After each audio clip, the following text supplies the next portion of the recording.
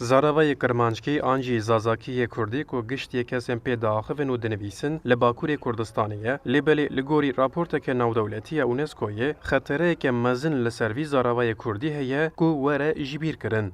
Mutlu Canê nivîskar ku li ser vî zaravayê gelek xebatên akademîk pêkaniye û di kitêba xwe ya dawîn a bi kesa roje bi roje Kirmanckî hewla fêrbûna zimanê Kurdî dide bi taybet bo zarokan. Li gorî Can tekane çare ew e ku Kurdî divê bibe zimanê fermî û perwerdeyê.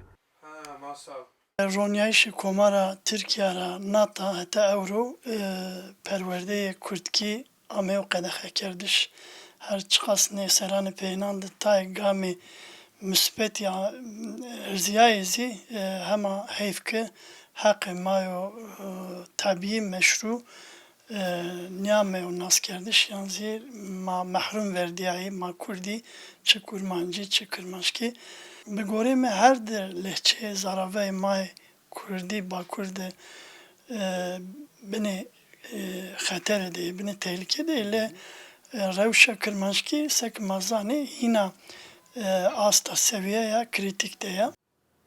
Li nav weşanxaneyên Kurdî berhemên Kirmanckî Zazakî li gorî zarawayê Kurmancî gelekî kêm têne çapkirin. Kêmbûna çapkirin û xandinê jî tesîreke xerab li ser dahatûya vî zarawayê dike. Kêmbûna wî ji firotinê zêdetir nehatina dosyayê ku firotina wî kêm be jî em bizamin kêm e jî yanî wek misyonekî em wek weşanxane hewl didin ê Zazakî çap bikin. Yani wek weşanxane jî wek sazî jî teşvîq bêkirin ku berhemê Zazakî were çapkirin li rafazê de be û bigîje xwendevanan ew jî sînerjîkî çêke yani ev tevî bi hev re divê bê meşandin ku encamekî jê derkeve.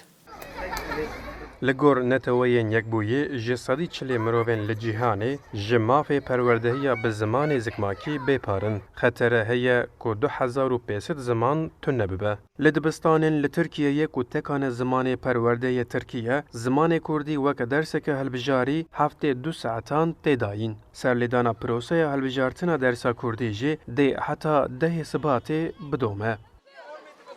Ercan Dağ, Kurdistan 24, İstanbul.